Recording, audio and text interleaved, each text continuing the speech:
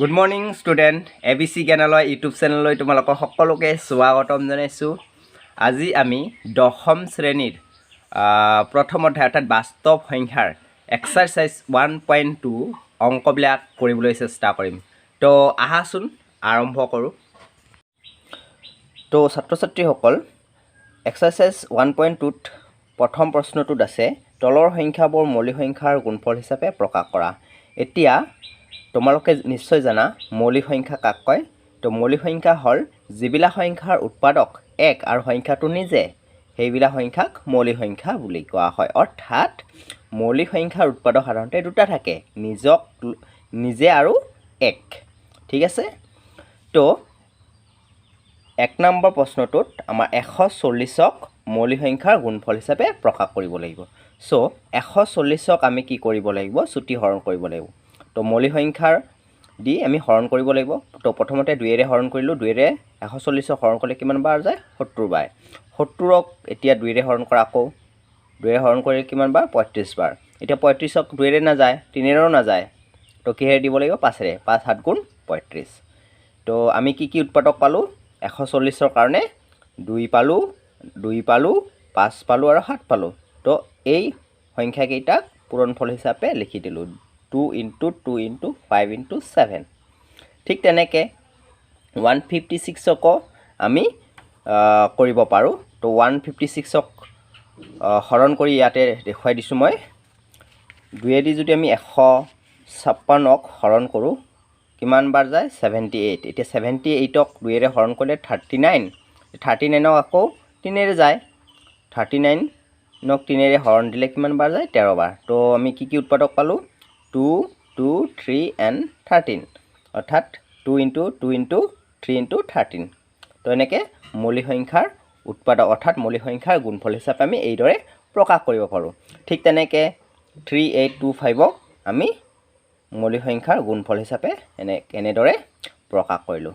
তো তোমালোকক দুটা হোমৱৰ্ক দিলোঁ, গৃহকাৰ্য 4 নম্বৰ আৰু 5 নম্বৰটো তোমালোকে কৰি আজিয়ে দেখুৱাবা।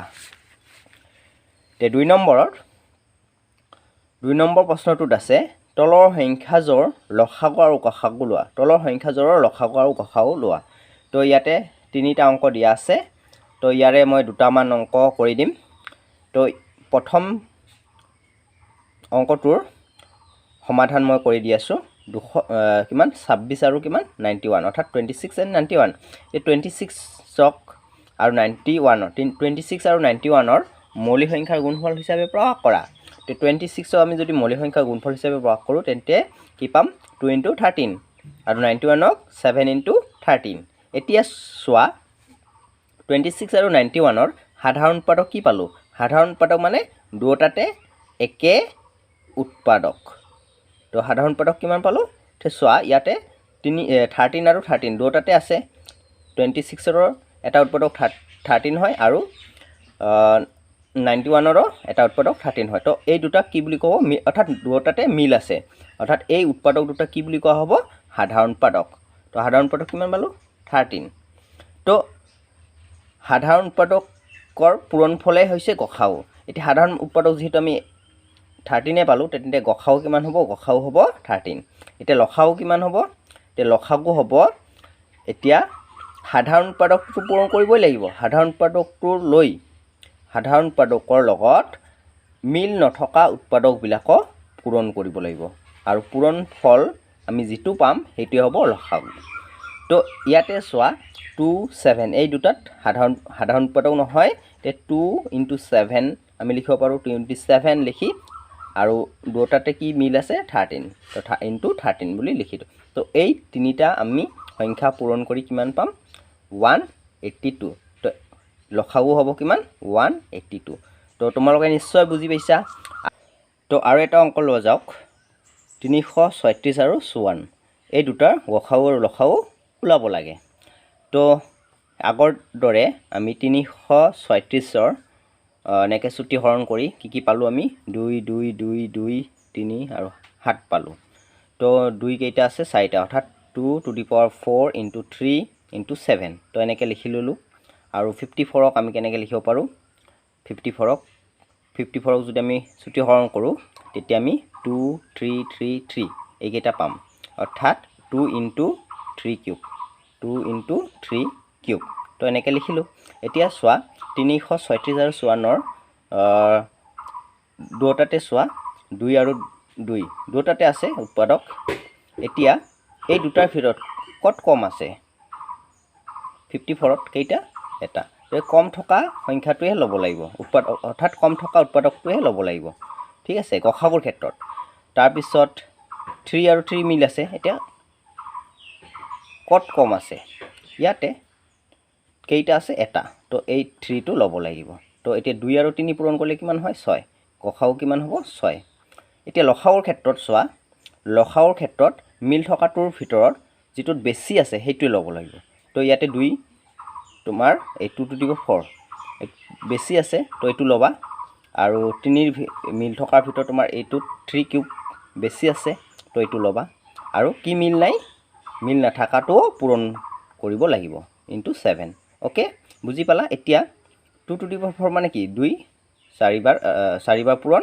আৰু 3 কিউব মানে 3 বাৰ পূৰণ আৰু ইনটু 7 তো এইকেইটা গোটেইকেইটা যদি আমি পূৰণ কৰোঁ কিমান পাম 3024 তো গৃহকাৰ্যত তোমালোকৰ তো এনেকৈ কৰিবা তো গৃহকাৰ্য এটা দিলোঁ 2 নম্বৰটো তোমালোকে কৰিবা এতিয়া 4 নম্বৰটো লৈ আহা 4 নম্বৰটোত কি দিয়া আছে প্ৰশ্নটোত দিয়া আছে যে গসাগু 306 আৰু 657ৰ কিমান 9 অৰ্থাৎ 306 আৰু 657ৰ গসাগু কিমান 9 লসাগু কিমান হ'ব প্ৰশ্নটো বুজি পাইছা 306 আৰু 657ৰ গসাগু 9 যদি হয় তেন্তে লসাগু কিমান তো কি দিয়া আছে আমি সেইখিনি লিখি ল'ম তো দিয়া আছে ইয়াতে গসাগু কিমান 9 আৰু সংখ্যা দুটা কিমান আছে 306 আৰু 657 লিখি ল'লোঁ আমাক কি ওলাব লাগিব লসাগু ইকুৱেল টু প্ৰশ্ন উঠক চিন দিলোঁ তো আমি আগতে পাই আহিছোঁ যে লসাগু ইনটু গসাগু ইকুৱেল টু সংখ্যা দুটাৰ পূৰণফল ঠিক আছে আমাক কি ওলাব দিছে ইয়াত লসাগু তো লসাগুটো বাওপক্ষত ৰাখি গসাগুটো সোঁপক্ষলৈ আনা যেহেতু গসাগু লসাগুৰ লগত পূৰণ হৈ আছে গসাগু যদি আমি সোঁপক্ষলৈ আনো কি হ'ব হৰণ হ'ব অৰ্থাৎ সংখ্যা দুটাৰ পূৰণফল বাই গসাগু এতিয়া সংখ্যা দুটাৰ পূৰণফল সংখ্যা দুটা কিমান আছে 306 আৰু কিমান 657 তো এইটো পূৰণফল হিচাপে প্ৰকাশ কৰিলোঁ গসাগু কিমান আছে 9 লিখিলোঁ এতিয়া 9 দি যদি 306ক আমি কাটিও কিমান হ'ব কিমান বাৰ যাব কাটিলে 34 বাৰ এতিয়া 34 আৰু কিমান 657ক পূৰণ কৰা কিমান পাবা 22338 এইখিনি পাবা তো এইটোৱে হ'ব তোমাৰ লসাগু তো বুজি পাইছা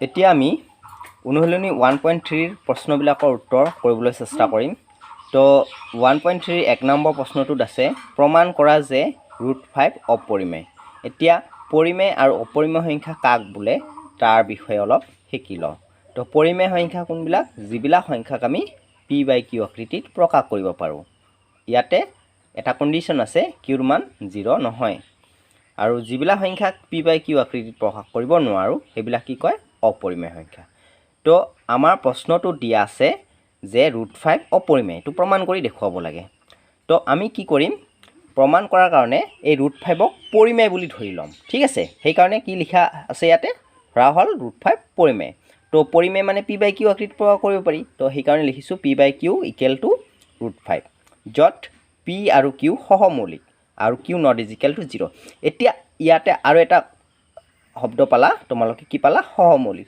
এতিয়া সহমৌলিক মানে কি সহমৌলিক মানে হল যিবিলাক সংখ্যাৰ সাধাৰণ উৎপাদক মাত্ৰ 1 সেইবিলাক সংখ্যাক সহমৌলিক বুলি কোৱা হয় যিবিলাক সংখ্যাৰ সাধাৰণ অৰ্থাৎ দুটা সংখ্যাৰ যদি সাধাৰণ উৎপাদক যদি অকল 1 হয় তেতিয়া সেই দুটা সংখ্যাক সহমৌলিক বুলি কোৱা হ'ব যেনেকৈ 2 উৎপাদক যদি আমি 2 উৎপাদক যদি আমি চাওঁ 2 × 1 3 উৎপাদক যদি চাওঁ 3 × 1 এতিয়া ইয়াতে সাধাৰণ উৎপাদক কি 1 তেন্তে এই 2 আৰু 3 কি বুলি কোৱা হ'ব সহমৌলিক বুলি কোৱা হ'ব বুজি পাইছা ওকে তেন্তে নেক্সট লাইনটো এতিয়া আমি কি কৰিব লাগিব এই p/q ইকুৱেল টু √5ক দুপক্ষক কি কৰিম আমি স্কয়াৰ কৰিম স্কয়াৰ কৰিলে p²/q² হ'ব আৰু √5ক যদি স্কয়াৰ কৰোঁ কি হ'ব 5 হ'ব এতিয়া বস্ত্ৰ পূৰণ কৰি দিয়া p² = কি হ'ব 5 কিউ স্কোৱাৰ অ'কে এইটো আমি 1 নম্বৰ সমীকৰণ বুলি দি দিলোঁ এতিয়া নেক্সট লাইন কি আছে এতিয়া চোৱা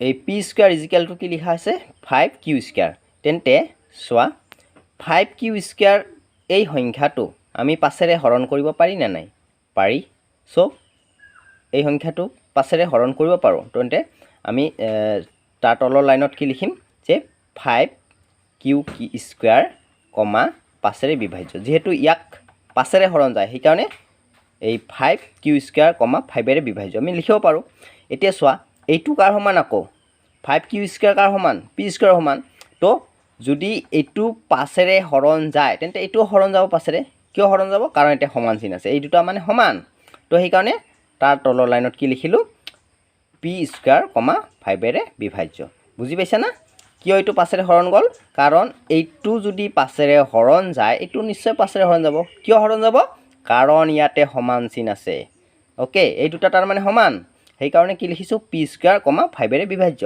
এতিয়া 5 অৰ্থাৎ পি স্কোৱাৰ যদি পাছেৰে বিভাজ্য হয় পি স্কোৱাৰ পিও পাছেৰে বিভাজ্য হ'ব না নাই হ'ব কেনেকৈ হ'ব মই দেখুৱাইছোঁ ধৰি লোৱা 25 পাছেৰে হৰণ যায় পাছেৰে যায় হৰণ যায় এতিয়া অৰ্থাৎ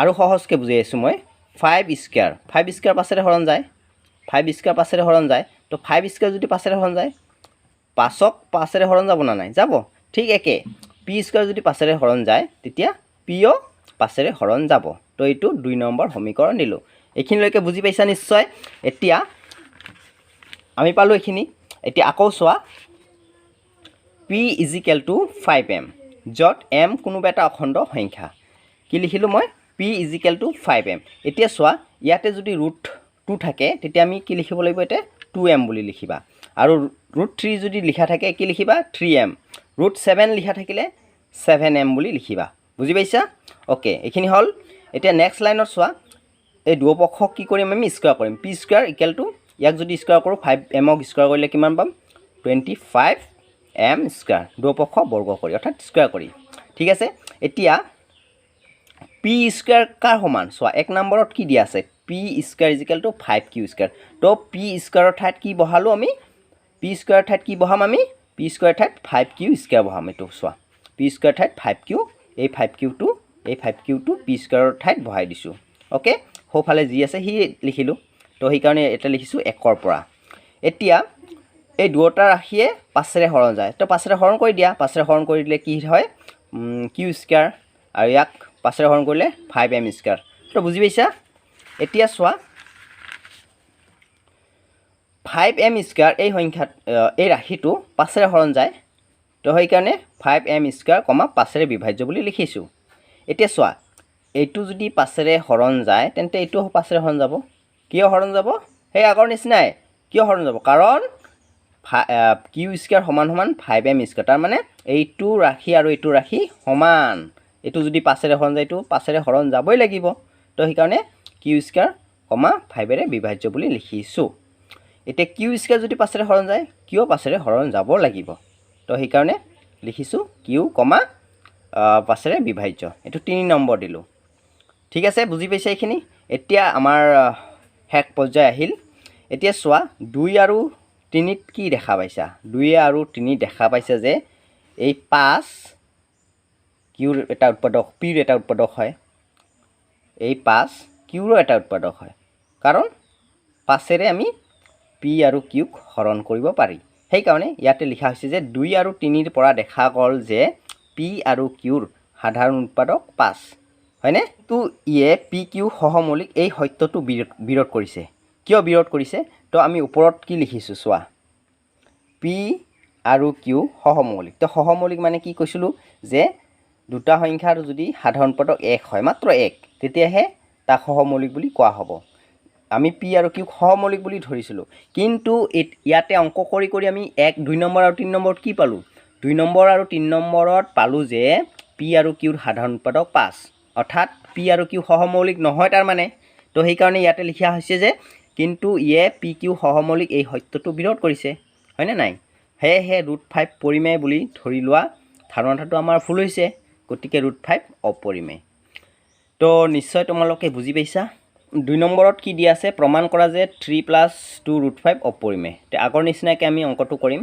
তো প্ৰথমতে আমি 3 + 2√5ক পৰিমেয় বুলি ধৰি ল'ম তো আমি জানো পৰিমেয় সংখ্যা p/q আকৃতিত প্ৰকাশ কৰিব পাৰি তো p/q = 3 + 2√5 য'ত pq সহমৌলিক আৰু q ≠ 0 এতিয়া ইয়াতে কি কৰিব ইয়াতে ৰুট থকা সংখ্যাটো একচেটিয়াকৈ ৰাখি বাকী সংখ্যাবিলাক একচেটিয়া কৰিব লাগিব অৰ্থাৎ আমি ইয়াতে 3 আৰু 2ক বাওঁফালে আনি √5ক অকলে ৰাখিব লাগিব ঠিক আছে তো প্ৰথমতে আমি 3ক বাওঁফালে আনিলে কি হ'ব 3ৰ আগত কি আছে প্লাস আছে তো এতিয়া বাওঁফালে আনিলে কি হ'ব মাইনাস হ'ব তো মাইনাস দিলো এতিয়া আমি যদি ইয়াৰ লসাগু লওঁ তেতিয়া কি হ'ব লসাগু q আৰু q দি q হৰণ কৰিলে একবাৰ যায় একে দি p পূৰণ কৰা p হ'ব মাইনাস 3 তলত এটা 1 আছে একে দি q হৰণ কৰা q বাৰ যায় q দি 3 পূৰণ কৰা 3q হয় লিখি ললো ইকুৱেল টু 2√5 এতিয়া 2ক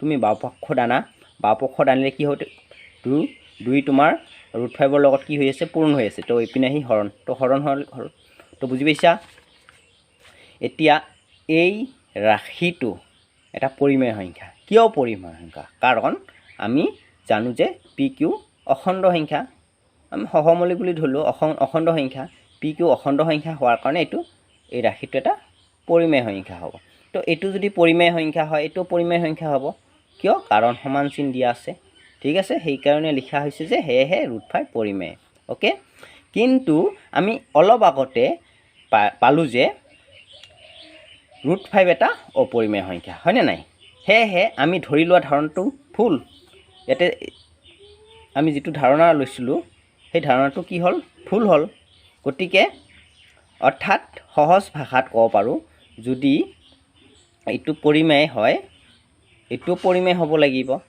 এইটো যদি পৰিমেয় হয় এইটো পৰিমেয় সংখ্যা হ'ব লাগিব বুজি পাইছা কিন্তু ইয়াতে চোৱা কিন্তু আমি আগতে পাইছোঁ যে √5 অপৰিমেয় তো বাওঁপক্ষত পৰিমেয় পালোঁ সোঁপক্ষত অপৰিমেয় এইটো হ'ব জানো নহ'ব তো তাৰ মানে কি আমাৰ ধাৰণাটো ভুল সেইকাৰণে আমি ক'ব পাৰোঁ যে 3 + 2√5 অপৰিমেয় তো তোমালোকক এনেকৈ 3টামান অংক দিছোঁ এই অংক 3টা হোমৱৰ্ক হিচাপে কৰিবা